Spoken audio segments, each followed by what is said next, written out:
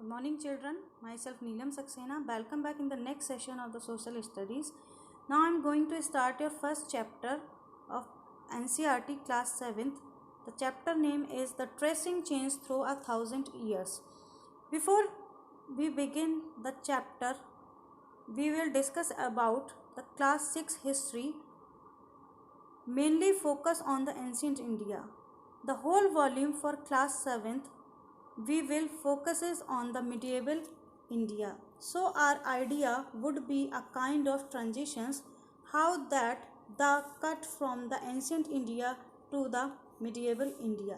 So in this chapter we would form a kind of background to help understand the various kinds of kingdom that arrived during the medieval period. Now during the medieval period there was the art of map making, which is known as cartography, which became prevalent as a result that various maps that were designed. One of the most famous map were given by Al-Idrisi. He was a most famous Arab geographer. His maps were very precise and considered up to the nearly 3 centuries. But one of the most interesting facts about his maps were that his maps were upside down. That means Sri Lanka on the top and the India on the bottom. If I want to explain in that way, and also his maps were good because they were smaller sections that was depicted bigger maps. Those were some advantage of Al-Idrisi's maps, and others advantage important things of Al-Idrisi's maps were that there is no imaginary or kind of text that were used. Rather, he was trying to portray the real physical geography of the region. After Al-Idrisi, the next French geographer who came in 1720 and one of the most important French geographer, the Giuliano d'Israël, he belongs to Europe. He gave the Atlas Nubia and talked about the countries of Europe and later on the newly discovered country America.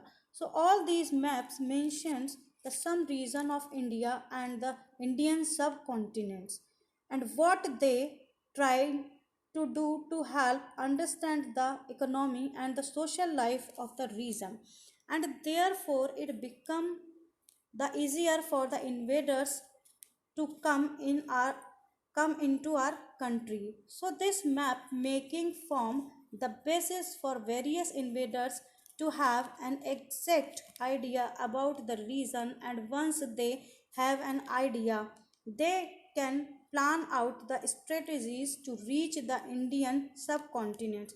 So for example, the French geographer that map set were during that time around 1720s mentioned Kannauj, Uttar Pradesh, and these maps were used by various navigators and sailors.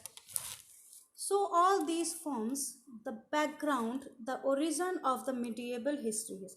If we could say now, if we look on the other side of the picture, the social and the economic changes in the lifestyle were very crucial. Now, when we talk about the social life, it was predominantly kind of the forest trailing that was the kind of shifting slowly and gradually to the agriculture. Within the agriculture, they were telling the land started. So all these things occurred with the progress of medieval history. Again, if you want to explain India itself, there were different terms used by the different people during different times. So you had a medieval and the modern India. Modern India, we call India as India. However, during medieval India, it is known as Hindustan. Then you